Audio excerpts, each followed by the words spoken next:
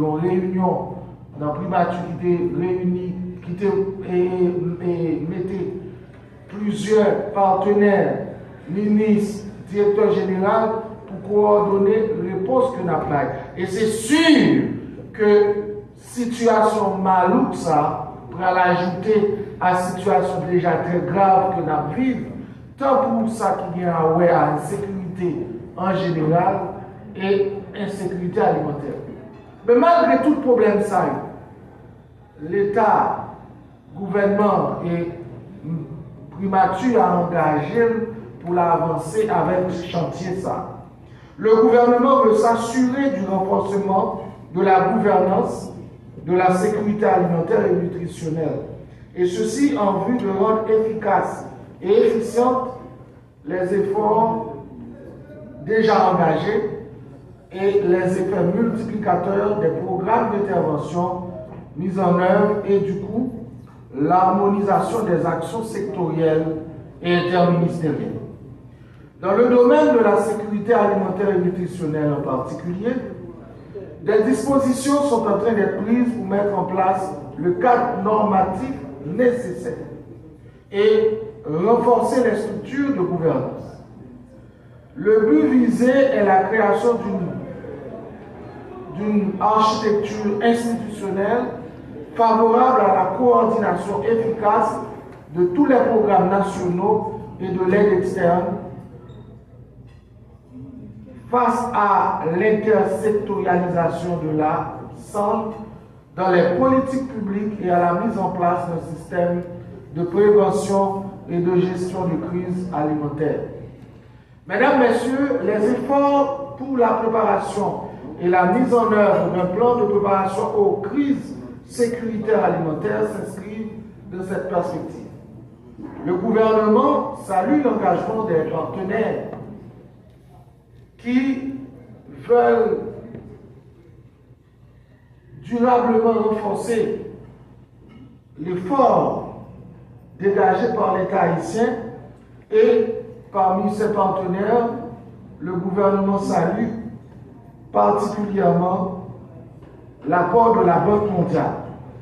Il s'engage à entreprendre un dialogue permanent avec les acteurs dans la lutte contre l'insécurité alimentaire et dans le cadre du renforcement du système de prévention et de gestion des crises alimentaires en Haïti.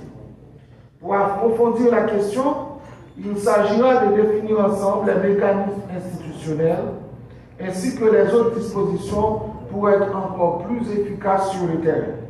Il revient donc aux acteurs et aux partenaires de reconnaître que les programmes sectoriels ne peuvent pas être efficaces sans une solide coordination et ces programmes peuvent à la longue être contre-productifs.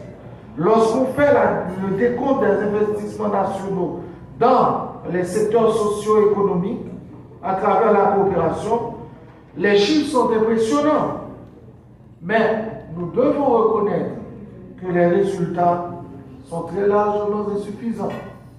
C'est pour cette raison que l'initiative pour d'abord faire enquête, établir chiffres, ensuite partenaires et coopérants, chita pendant plusieurs jours pour discuter sur meilleure approche, nos solutions intégrées, ça permet que nous soyons capables plus efficaces dans le jour qui vient là, parce que nous ne sommes pas capables ni perdre du temps, nous ne sommes pas capables de faire action de part et d'autre sans que pas de coordination. Il faut dire qu'il y a plus de 440 millions 380 000 dollars dépensés annuellement. Ce sont des chiffres substantiels. Mais pour quelle efficacité au niveau de la population? Donc, chiffres alarmants pour les gens qui sont en situation d'insécurité alimentaire, mais en même temps, chiffres sur l'argent qui mobilisé impressionnant. Il faut qu'il y ait plus de cohésion, il faut qu'il y ait plus d'efficacité, il faut que les gens qui souffrent dans l'insécurité, c'est eux-mêmes directement concernés et il faut que le changement soit visible dans la vie mondiale. Mesdames, Messieurs, avant de clore mes propos, J'adresse au nom du Premier ministre et au nom du gouvernement mes remerciements aux partenaires internationaux qui s'engagent aux côtés de notre pays.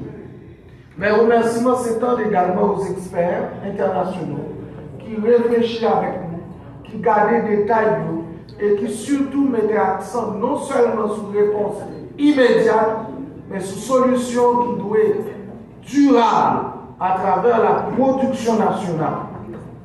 De manière spéciale, je remercie le ministre de l'Agriculture, les responsables d'agence, les représentants pays, les bailleurs, les partenaires qui campaient